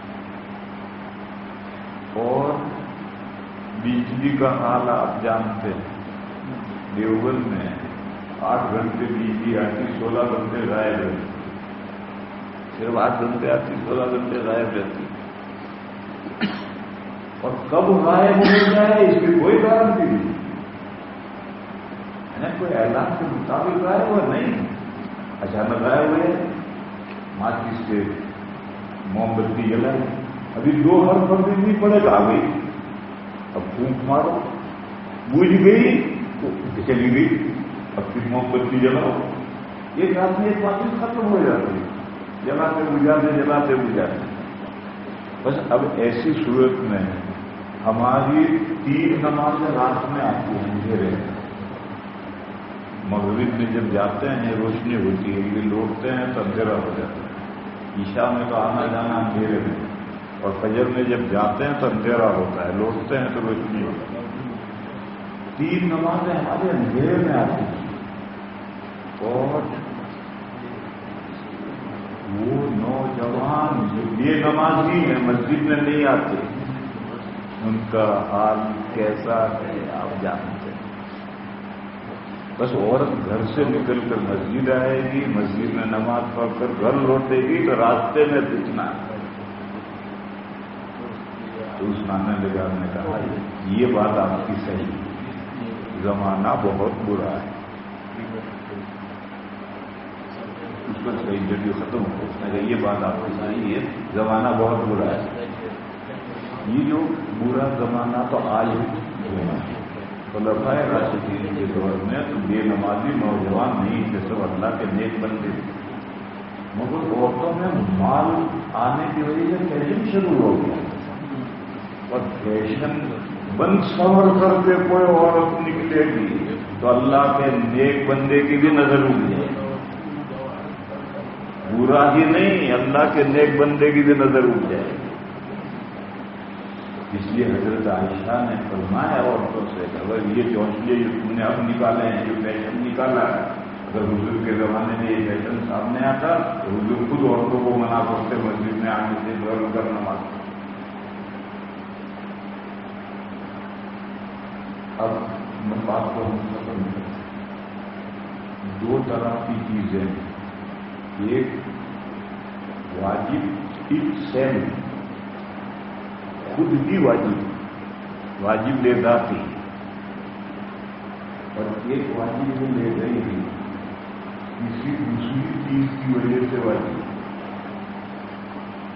اسی طرح سے منہی عنہ بھی لوگ اس میں منہی عنہ لے ذاتی اور منہی عنہ لے گئی، جو لے ذاتی ہی واجب ہے یا منہی عنہ ہے اس کی دلیل پوچھنے کا حق ہے، اور جو لغیر ہی واجب ہے یا منہی عنہ ہے اس کی دلیل نہیں پوچھی جائے گی۔ اس غیر میں غور کرو، اس میں وجود کی صلاحیت ہے، نہیں کی صلاحیت ہے یا نہیں ہے؟ صلاحیت مان لو، نہیں صلاحیت ہے تو گو ہم بات کرنا تم سے دیکھا رہے۔ دیکھو تقلید واجب لے جاتی ہی نہیں، اگر واجب لے جاتی ہی تو صحابہ کو بھی تقلید واجب ہو، اور مجتہدین جو ائمہ ہیں ان کے لیے بھی تقلید ضروری ہو، حالانکہ مجتہدین کے لیے تقلید نہ جائے گی۔ معلومات اور تقلید واجب لے جاتی ہی نہیں ہے، تقلید تو اس لیے ہے کہ ہر مسلمان دین کا ہر مسئلہ نہ جانتا ہے نہ جان سکتا ہے۔ ہر مسلمان دین کا ہر مسئلہ نہ جانتا ہے نہ جان سکتا ہے، اس لیے اللہ نے حکم دیا ہے بس اہل الذکر ان کنتم لا تعلمون۔ یہی تقلید ہے۔ جو مسلمان دین کا مسئلہ نہیں جانتا ہے یا جان نہیں سکتا تو کیا کرے؟ دین پر کیسے عمل کرے؟ جاننے والے سے پوچھو، اور وہ جو بتایا ہے اس کے مطابق عمل کرو۔ اس سے کہیں کہ دلیل کے ساتھ بتاؤ، اگر تیرے اندر دلیل سمجھنے کی صلاحیت ہوتی تو یہاں تعلیم کرنے کیوں آیا؟ تو قرآن حدیث کھول کر کے بس میں جان لیتا۔ اس میں دلیل سمجھنے کی صلاحیت نہیں ہے، جبھی تو تعلیم کا مسئلہ پوچھا ہے۔ اسے دلیل تقلید میں دلیل کا مطالبہ صحیح نہیں، کیونکہ ہر مسلمان دلیل سمجھنے کی ایبلٹی نہیں رکھتا۔ کیا ہوگی؟ قرآن اور حدیث کو سمجھنے کی ایبلٹی نہیں رکھتا، کہ دلیل پوچھنے سے فائدہ کیا ہے؟ جس سے تجھے عقیدت ہے، دارالعلوم دیوبند کا دار لکھتا اس سے تجھے عقیدت ہے، سوال کرتے جواب اپنا ہے، عمل کرو۔ تو تقلید واجب لے رہی نہیں، ہر مسلمان دین کا ہر مسئلہ نہیں جانتا نہیں جان سکتا، اس لیے تقلید کرتے واجب لے جاتی ہی نہیں۔ بس کوئی کہے کہ تقلید واجب ہے، اس کی کیا دلیل؟ بیکار بات، یہ دلیل پوچھنا ہی صحیح ہے۔ تقلید تو واجب لے جاتی ہی نہیں ہے، واجب لے رہی نہیں۔ اسی طرح سے معین امام کی تقلید شخصی یہ بھی واجب لے رہی ہی نہیں ہے، واجب لے رہی نہیں۔ وہ کیا ہے؟ اللہ نے جو دین بھیجا ہے وہ اس لیے بھیجا ہے کہ مسلمان اس پر عمل کر کے دیندار بنے۔ تدین ضروری۔ اب اگر آپ اجازت دیں گے کہ جس سے چاہو مسئلہ پوچھ کر عمل کر لو تو مسلمانوں میں تدین باقی نہیں رہے گا، تشافی کرو، خواہش پر عمل کرو۔ یہاں گنجائش ملی وہاں سے مسئلہ لے لیا، گنجائش ملی وہاں سے مسئلہ لے لیا، کہیں گنجائش نہیں ملی تو بہت مقدم کیا بہت گنجائش ہے ان کے یہاں سے لے لیا، تو پھر وہ دینداری کہاں رہی؟ دین پر عمل کہاں رہا ہے؟ تو تشافی ہوگی۔ اس لیے معین امام کہہ رہا ہے چلو ہر امام کے یہاں کی نرمیاں ہیں، کچھ سختیاں ہیں، نرمیوں سے فائدہ اٹھاؤ، سختیوں پر عمل کرو۔ تو تقلید شخصی جو واجب ہے وہ بھی اس لیے واجب ہے کہ اگر تک معین امام کی تقلید نہیں کریں گے تو تشافی شروع ہو جائے گی، تدین باقی نہیں جائے گی۔ اور یہ تجربہ ہے وقت بس تقلید شخصی بھی واجب لے جاتی ہی نہیں ہے، وہ بھی واجب لے رہی ہے۔ اسی طرح سے مسجدوں میں عورتوں کا آنا یہ بھی ممنوع لے جاتی ہی نہیں۔ آج بھی جیسے میں نے کہا تھا کہ مارکیٹ میں ایک عورت گئی ہے، نماز کا وقت ہوا تو مسجد میں جائے کر کے وضو کر کے نماز پڑھتی ہے، نماز قضا کرنا جائز نہیں۔ ایئرپورٹ پر گئی ہے، ریلوے اسٹیشن پہ گئی ہے، بس اسٹینڈ سے تو گئی ہے، نماز کا وقت تو ہو گیا، مسجد ہے جائے وضو کر کے نماز پڑھے، نماز قضا کرنے کی اجازت نہیں۔ لیکن نماز ہی کے لیے نماز پانچوں وقتوں میں عورتیں گھروں سے نکل کر مسجدوں میں جائیں آئیں تو اس میں فتنے کا اندیش ہے۔ اس خوف فتنہ کی وجہ سے اہل السنہ والجماعہ عورتوں کو یہ ہدایت کرتے ہیں کہ تمہارے لیے گھروں میں نماز پڑھنا جب افضل ہے تو افضل کو چھوڑ کر غیر افضل پر عمل کرنے کے لیے مسجدوں میں کیوں آتی ہو اور فتنے کا شکار کیوں ہوتی ہو اور کیوں کرتی ہو؟ ممانعت کی یہ وجہ ہے۔ لیکن ائمہ اربعہ کے ماننے والوں نے کا بھی دماغ خراب ہو گیا. جب بھی کسی مسئلے میں کچھ کچھ معرکت الآراء بحثیں ہوتی ہیں تو دماغ خراب ہوتا ہے. جیسے سر کا مسح کتنا ضروری ہے وضو میں. امام مالک کہتے ہیں پورے سر کا مسح ضروری ہے، ایک بار بھی مسح سے رہ گئے وضو نہیں ہو. امام شافعی علیہ الرحمہ کہتے ہیں ایک بار کا مسح کافی. امام ابو حنیفہ امام احمد کہتے ہیں چوتھائی سر کا مسح ضروری ہے. اور یہ جو مسح کا مسئلہ ہے وہی احرام کھولنے میں اختلاف گیا. مالکیہ کے یہاں احرام کھولنے کے لیے اگر ایک بال بھی بچ گیا موننے سے تو احرام نہیں کھلا. اس لیے جب ایک مالکی سر منڈائے گا تو دو مالکی جھک کر دیکھیں گے یہ رکھا دکھایا. اور امام شافعی علیہ الرحمہ نے 3 بال کاٹ ڈالا احرام. مروا پر کینچی لے کر کھڑے ہوتے نہیں چپ کیا جاؤ ہو گیا. اور حنفیہ اور حنابلہ کیا کم سے کم چوتھائی سر مونڈے گا تب احرام ہو گیا. چوتھائی منڈوا کر باقی چھوڑ دینا یہ تو قضا ہے تو اس لیے پورا سر منڈوانا. بہرحال یہ مسئلہ ہے وضو میں اختلاف ہوا. چنانچہ حنفیوں کو جب آپ دیکھیں گے تو عام طور پر وہ چوتھائی سر کا ہی مسئلہ کرتی ہوں وہ بگڑ زیادہ لیتے پورے سر کا مسح حنفی شاید ہی کرے. اور شواہد ایک انگلی بگاڑ کر کیوں کرتے ہو گئے. ارے یہ تو فرض کے درجے میں اختلاف ہوا. لیکن نبی پاک صلی اللہ تعالی علیہ وسلم پوری زندگی پورے سر کا مسح کرتے تھے تو سنت مستمر رہتی. اس پر کیوں نہیں عمل کرتا؟ وہ بحث ہو گئی مسئلے میں دماغ خراب. تو اسی طرح سے اس مسئلے میں بحث ہو گئی. نماز پڑھتے ہو نا؟ اچھا کتنے بجے پڑھتے ہو؟ 12:30. کئی اور 2 منٹ میں ختم ہو. اور اسی طرح سے عورتوں کے مسجد میں آنے کا مسئلہ بحث ہو. خیر مقرر لیکن آؤ ہم کہتے ہیں مت آؤ. وہ جو ہے دماغ ایسا غلط رکھا بن گیا تو عورتیں بیچارے مارکیٹ میں جاتی نماز خلا کرتی. بس اس طرح نماز خلا کرتی گاڑی میں نماز خلا کرتی. یہ بھی صحیح ہے. نماز پڑھنے کے لیے 5 بجے وقت مسجد میں جانے ایک الگ مسئلہ ہے. تو کسی ضرورت سے گئے ہیں اور مسجد میں جا کر نماز پڑھ لینا ایک الگ مسئلہ ہے. دعا کرو. اللهم صل وسلم وبارك على سيدنا ومولانا محمد وعلى آل سيدنا ومولانا محمد بعدد من صلى وسلم. ربنا آتنا في الدنيا حسنة وفي الآخرة حسنة وقنا عذاب النار. یا الہ العالمین ہماری خطاؤں کو معاف کرو. یا اللہ ہماری کوتاہی